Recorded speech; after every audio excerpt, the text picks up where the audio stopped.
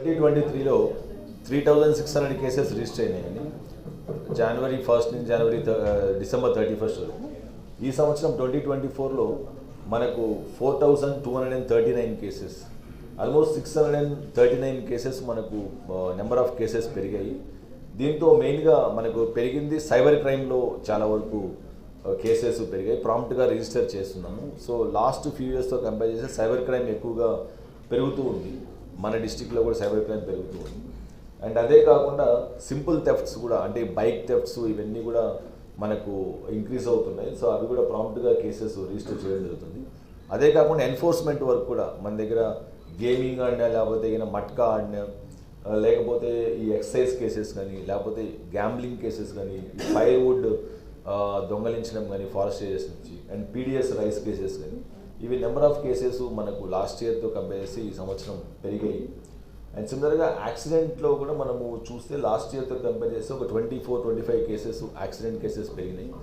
But deaths last ఇయర్తో compare చేస్తే ఒక 34 డెత్స్ మనము తగ్గించగలిగాము because of visible policing and drunk and driving ఇవన్నీ ఫ్రీక్వెంట్గా చెక్ చేయడం వల్ల.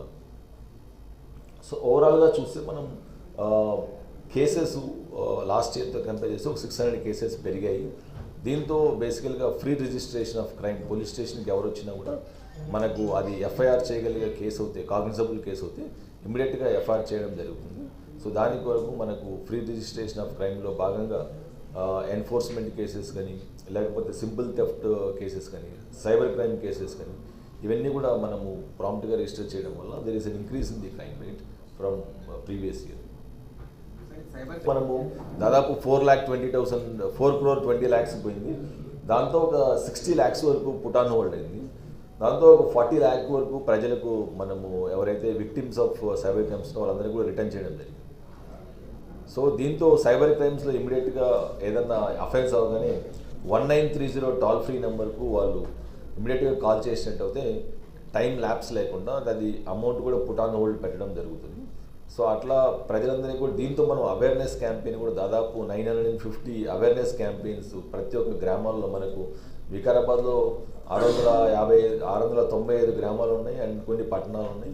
ఈ అన్నిట్లో కూడా ప్రతి ఒక్క ఏరియాలో కూడా ఈ క్యాంపెయినింగ్ అవేర్నెస్ సైబర్ క్రైమ్స్, వాళ్ళు ఓటీటీ ఫ్రాడ్స్ కానీ, లేకపోతే లోన్ ఫ్రాడ్స్ కానీ, లేకపోతే జాబ్ ఫ్రాడ్స్ కానీ, ఇట్లాంటి ఎటువంటి పరిస్థితుల్లో వాళ్ళు యాక్సెప్ట్ చేయడం అని చెప్పేసి మనం చేస్తున్నాము. సో దీనికి మెయిన్గా awareness is the only way to prevent మనకు ఈ సైబర్ క్రైమ్స్. కాబట్టి పెద్ద ఎత్తున అవేర్నెస్ క్యాంపెయిన్స్ చేపడుతున్నాం. ఈ సంవత్సరంలో కూడా 2025లో కూడా పెద్ద ఎత్తున స్కూల్స్, కాలేజెస్, గ్రామాల్లో కూడా ఈ అవేర్నెస్ క్యాంపెయిన్స్ చేపడతాం.